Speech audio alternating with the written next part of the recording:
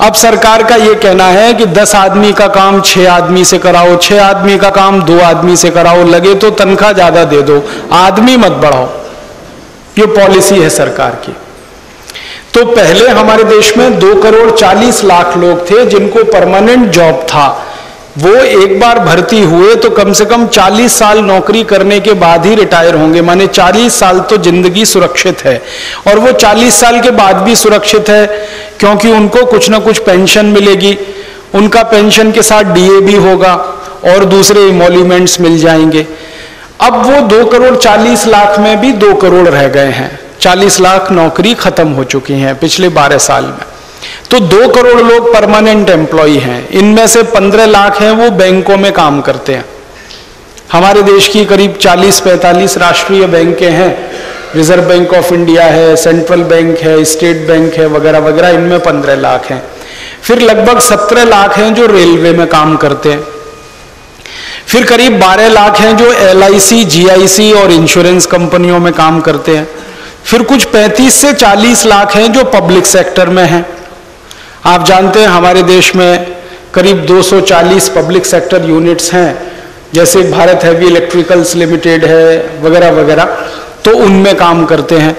तो ये permanent employees जो है, इनमें कुछ MP हैं, कुछ MLA हैं, उनको भी मैंने इसी कैटेगरी में डाल रखा है।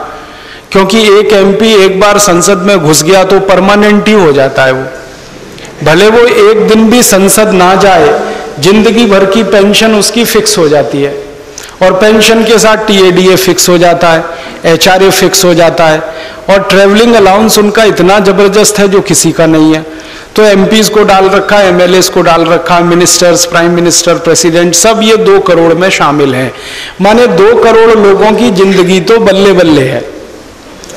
हाँ, उनकी जिंदगी में बल्ले बल्ले क्या है, हर 4-5 साल में उनको एक पे कमीशन मिल जाता है। कभी 5th पे कमीशन मिल जाता है, कभी 6th पे कमीशन मिल जाता है, अभी थोड़े दिन में 7th पे कमीशन मिल जाएगा, एक 4th पे कमीशन मिल गया, एक 3rd पे कमीशन मिल गया। और उनकी तनख्वाहें इन्फ्लेशन के हिसाब से बढ़ती रहती है। जैसे जैसे मुद्रास्फीति बढ़ती है उनके TADA बढ़ते रहते हैं, उनके HRA बढ़ते रहते हैं, उनके पर्क्स बढ़ते रहते हैं, इमोल्यूमेंट्स बढ़ते रहते हैं, अलाउंसेस बढ़ते रहते हैं। माने वो बल्ले बल्ले हैं। मतलब सीधा सा कहने का ये है कि 115 करोड़ की आबादी में सिर्फ 2 करोड़ भारतवासी हैं जो मजे से जिंदगी बिता सकते हैं। वो 2 करोड़ भारतवासी ऐसे हैं जो चाहे तो अपने बच्चों को इंजीनियरिंग पढ़ा सकते हैं, चाहे तो MBBS में एडमिशन दिलवा सकते हैं, चाहे तो कंप्यूटर एजुकेशन दे सकते हैं, चाहे तो उनको साइंटिस्ट बना सकते हैं। जो चाहे वो अपने बच्चों के साथ कर सकते हैं। उनको चाहे तो अमेरिका भेज सकते हैं, उनको चाहे तो यूरोप भेज सकते हैं। उनके सब कुछ एक्सेस में है, उनके सब कुछ रीच में है, पहुंच में है। ऐसे 2 करोड़ लोग हैं।